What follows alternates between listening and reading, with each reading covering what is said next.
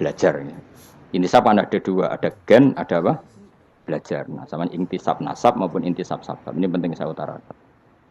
Sehingga orang yang tidak nasab pun untuk barokah kanjeng Nabi Muhammad sallallahu alaihi wasallam, yaitu tadi karena kullu nasabin wasababin mungqatiun yaumal yama illa nasabi wasababi. Jadi wong sing wis gagal nasab ngene iki iku iso intisab Nabi lewat nasab sebab, yaiku napa warasatul ilm apa?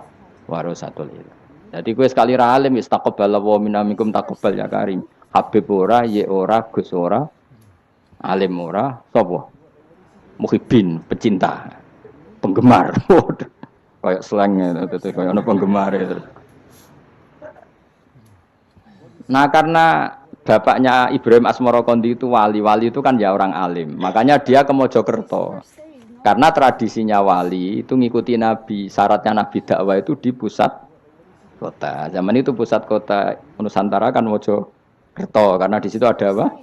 Majapahit. Jadi secara logika masuk akal kalau Mbah Jumadil Kubro itu makomnya di Mojokerto. Karena untuk mencari pusat kota. Paham ya? Jadi ini saya setuju dengan versi itu karena coro hitungan-hitungan alim itu masuk akal. Paham napa? Singgah di Tuban karena pelabuhan, milih Mojokerto karena pusat kota. Karena semua nabi itu litung ziro ummal qura wa man haulaha. Nah, kemudian para nabi ini karena sentral di daerahnya, beliau untuk ke pelosok-pelosok kirim utusan. Itu disebut arsalna ilaihimus. Nah, utusan minimal 2 karena biar ada temannya. Ono konco ngrumpi, konco rembukan. Nah, dhewean kan repot. Nah, 2 ini kemudian ditambahkan 1. Fa'azzazna bisali. Terus sunnah keempat, biasanya dalam proses dakwah itu dibenci banyak masyarakat. Kemudian Allah selalu bikin 1-2 orang yang mau iman dari kampung situ. Ya, dalam konteks ini Habib An-Nad disebut wajah min aqsal madinati rajulu yas'a. Jadi polanya Allah ini akan terulang terus. Kalau kamu di dakwah di desa binaan maka yang nolak banyak, tapi selalu ada 1-2 yang menerima kamu. Nah, ini yang awal 1-2 menerima kamu, insya Allah awal dari kebaikan segalanya. Asal kamu sabar. Dan itu harus dilatih. Dimulainya dari mana? Ya dakwah ilallah walillah. Tapi kalau motifnya sudah uang, akhirnya kita repot. Daerah ini prospek karena ngerti HE kiai. Daerah iki ora prospek ora roh hae. Akhire sing ora prospek udah mek sugihan di ritual sing kejawen sing cara zahir syirik dijauhi para kiai. Bareng diserang kubu sebelah kene bengok. Nah kelakuan kok ngono iku apa-apaan, paham ya? Jadi kita ini sudah salah kaprah. Jadi dakwah ning daerah prospek ekonomi maksudnya. Tapi ora gelem dakwah ning daerah bina. Lho kula gadah cerita niki demi kebenaran kalau ungkapno. Di Pasuruan itu ada desa namanya Cowek. Itu dulu bapak ke sana itu pakai truk power. Truk power. Itu kampung situ riyen abangan. Saat ini termasuk menjadi kampung terbanyak hafidnya. Itu sekarang saya teruskan sudah jadi kampung yang maju itu hafid terbanyak termasuk terbanyak itu di situ. Itu dulu bapak ke situ numpak truk power. Nah, truk power iso munggah. Sama masih ingat kecilnya dijak ke sana. Terus sekarang yang dulu dibina bapak saya sudah diputu. Sekarang saya teruskan. Saya masih dakwah di sana. Kadang ya doawan ke sana. Us keren. Mulane kula nganti saiki ya ora perlu tak ceritakan. Saya masih punya desa binaan di Kalimantan, di beberapa daerah itu santrinya ngaji di saya tak bina karena tadi ada yang di sentral, misalnya saya di Jogja gini namanya sentral. Kemudian ada yang dikirimkan ke desa-desa apa? Bina. Dan itu cukup delegasi karena kalau kiainya induk ikut nguyur ning kono engko terus kene kosong. Kadang tuke wayoan tok ora binaan. Ya ora apa-apa halal tapi kadang iku binane ra kasil tapi wayohe kasil ya wong akeh ya macam-macam. Kowe ora usah protes. Engko nang protes ustaz juga manusia jawabe mung ngono ustaz juga manusia. Intinya itu menjadi inspirasi Rasulullah kemudian bikin dakwah tadi. Makanya Rasulullah ketika sugeng, rungono Nabi jelaskan pada akhirnya di mana? Madinah kan. Anggap saja Madinah itu ya Umayyah Qura. Tentu Umayyah Qura pertama itu Mekah. Terus kampung kedua Nabi Budi Madinah. Saya beri contoh ya.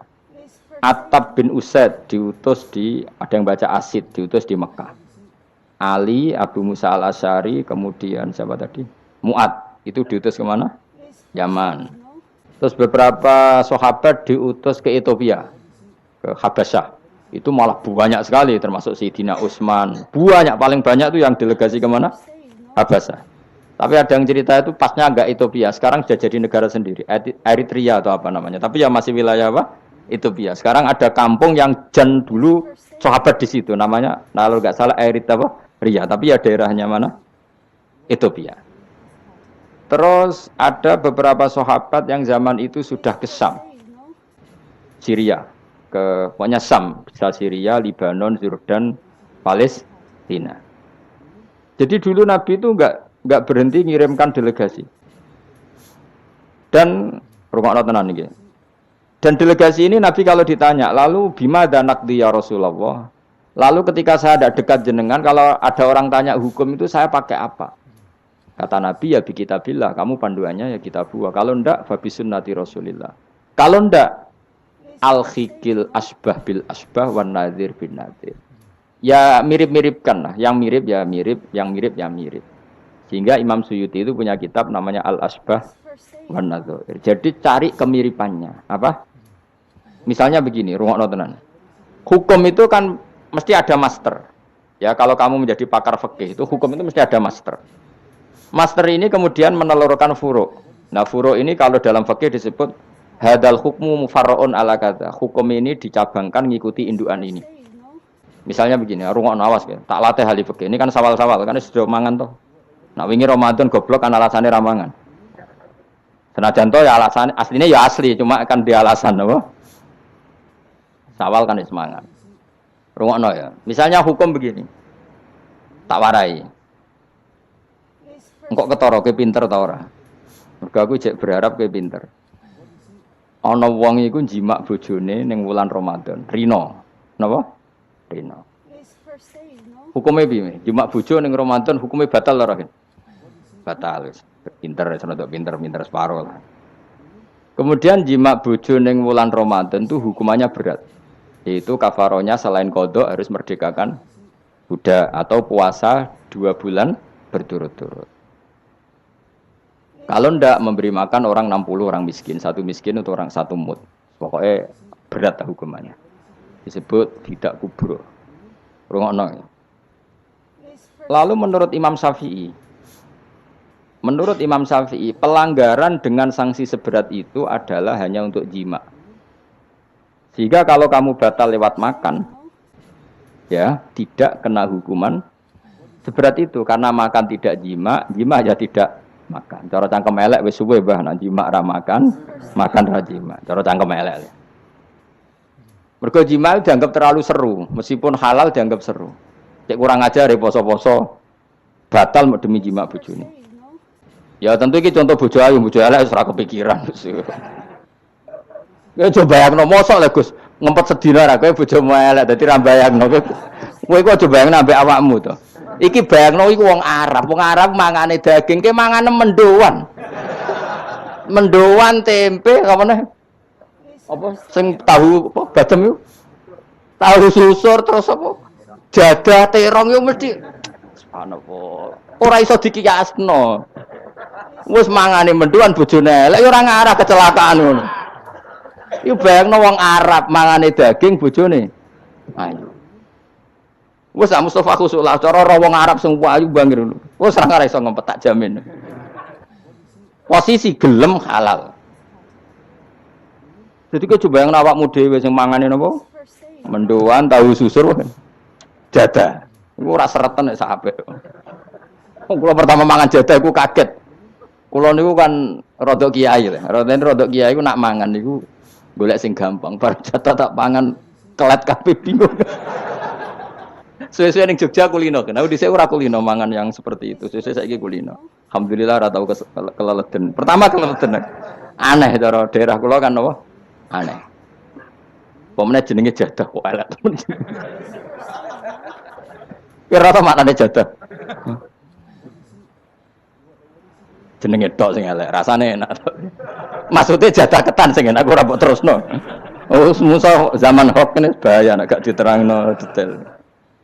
Rungokno tenan, kita tak latih alim ya, mergo ilmu barokah.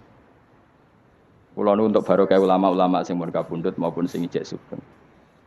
Rungokno. Sehingga cara Imam Syafi'i ya jima itu tidak makan, makan itu tidak jima. Oke, kita setuju.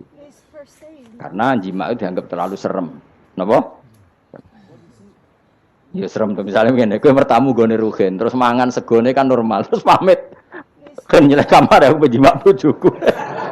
Kurang ajar to, tamu ngene kurang ajar to. Ya kurang ajar. Tapi cara pikiran Imam Malik, ini mazhab Maliki. Kenapa hukumannya seberat itu? Rungokno nggih. Kenapa hukumannya seberat itu? Karena hadku hurmati Ramadan min ghairi udhrin syar'iyyin. Melecehkan Ramadan, tidak menghormati harkat Ramadan dengan tanpa uzur yang syar'i. Sehingga kalau kamu makan mie atau makan sate atau makan jadah tanpa uzur syar'i, tanpa sakit, maka hukumannya sama. Karena dianggap melecehkan Ramadan tanpa uzur syar'i. Imam Malik cara berpikir, memangnya jima bojo statusnya haram kan tidak zina. Jima bojo status halal apa haram? Halal, bedanya apa dengan makan? Kejima lebih mangan bedanya apa dalam hukum halalnya? Sama kan? Kenapa hukumannya berat? Padahal jima itu halal. Karena hadku hurmati Ramadan min ghairi udhrin syar'iyyin. Merusak kehormatan Ramadan tanpa uzur syarak. Sehingga dihukum seberat itu. Kalau gitu tidak harus jima. Makan ya sama, rokokan ya sama, apa saja sama. Paham ya? Ya sudah seperti itu. Namanya al-hikin nazir bin nazir. Wal asbah bil asbah. Maka menjadi lazim dalam hukum fikih. Ketika sesuatu disebut itu mewakili yang lain, yang semakna, jadi buat kias. Saiki wong malah gergakno sunah Nabi keliru. Sunahnya mana? Sunah mbahmu. Zaman Nabi Sugeng wis ana kias. Justru Nabi menyuruh kita pakai kias karena sunnah itu tidak cukup. Kenapa tidak cukup? Karena Nabi yang pernah dilakukan Nabi tentu jumlahnya terbatas. Mau tidak mau dalam hukum terkini kita pakai kias. Saya sidik-sidik orang oleh kias kudu sunnah. Maka untuk melawan seperti itu saya kudu cangkem elek gerem. Tapi cangkem elek kerape ulama kok cangkem elek. Malah tak wakil lo kowe sing wis pantes cangkem elek ngono. Kalau di murid cangkem elek kan, ya kok kowe ngono iku maksudnya ditakoki.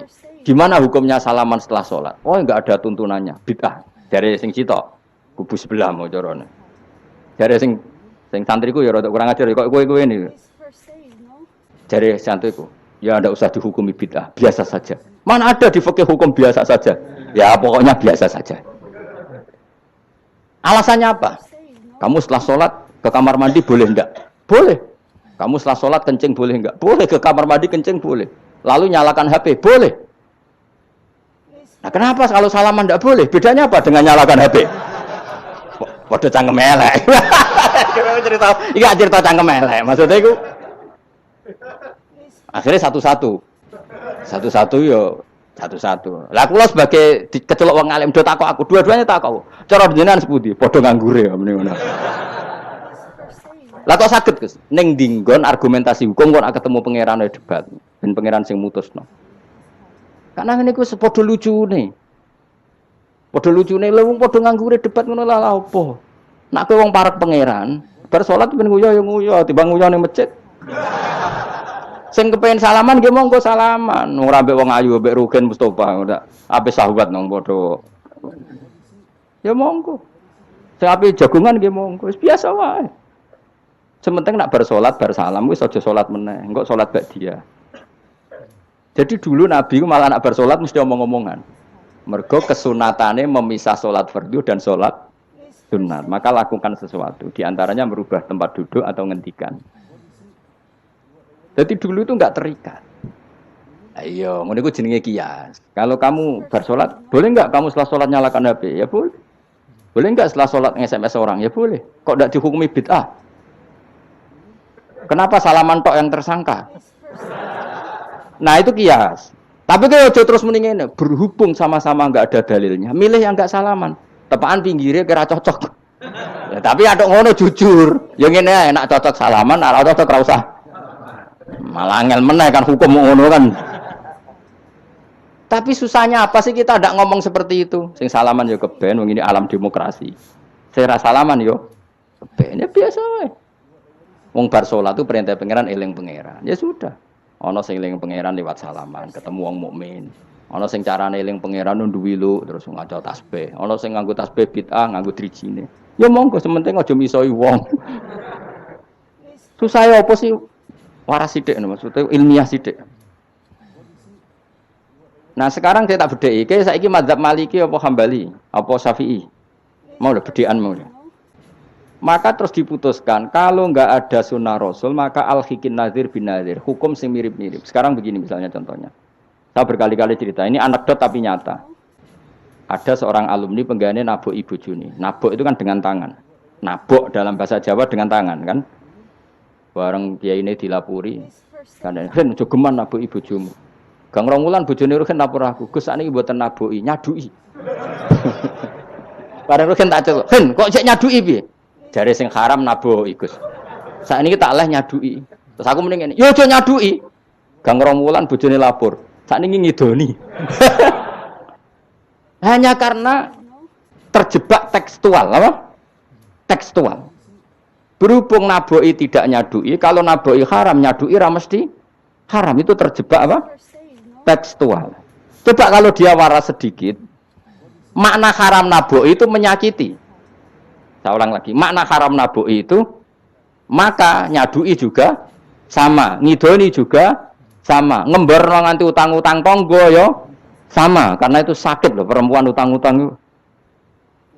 Kowe milih ndi cerdas ngono, terus takoki sunnah rasulnya mana? Bar saiki. Ya malah nak pangeran ngendikan ning wong tua mau fala taqul lahuma uffin. Jangan katakan hus, terus dia mending jancuk bapak. Loh, kok muni jancuk? Kan tidak uffin. Waras to ora wong sing muni ngono. Kowe sing muni ora lho. Maka sebetulnya zaman Nabi itu sudah ngendikan al-hikin nazir bin nazir. Sehingga kalau orang tua haram dikatakan hus, maknanya haram disakiti. Yang maknanya sejenis maka sah. Jadi mulai dulu kias itu ada, meskipun ya tentu jangan kebablasan. Misalnya yang tanpa ilmu itu kias yang kebablasan.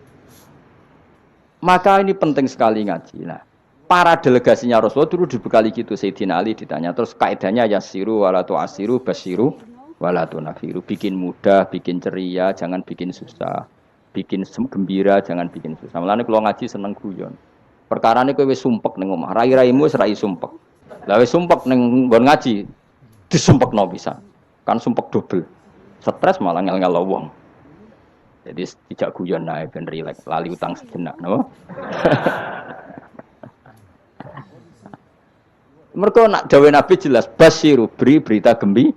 Ya pokoke teko ngaji ra paham lah swarga, wis pokoke kayak berita gembira. Mbok tenan apa ora sok mben kok. Cocokane sok mben. Ya agak-agak tenan, aku ikhlas ya tenan. Mulane cara kiai-kiai kuno nak ngakali. Yo kowe ngaji mbek aku mesti swarga, asal ikhlas. Ana tambahane ana asal ikhlas wae. Jadi saya ulang lagi ya, kias itu enggak bisa dihindari karena yang dialami Nabi itu hanya jumlahnya terbatas. Lalu sahabat tahu ini hukum ini ikut partai ini partai ini. Tahu karena al-hikin nazir bin nazir wal albah bil asbah. Ini Imam Suyuti ngarang kitab al-asbah wan nadzair. Jadi cari mirip-miripnya. Misalnya gini, tak beri contoh. Aku sholat kan ya, Allahu Akbar. Kemudian ada setengah upo, bukan sampai satu, titik, cilik terus kelek. Itu kecelok makan apa kecelok keuntal? Loh, cilik kelek.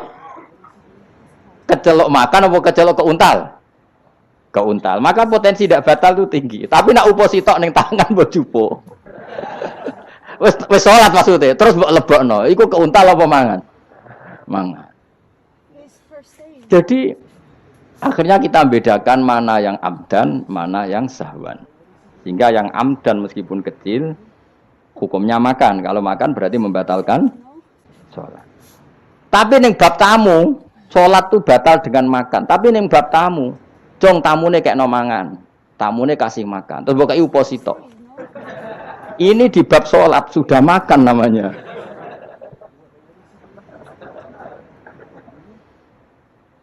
Paham ya? Neng bab sholat, sing darani mangan batal lu sak upo apa kudu sak piring?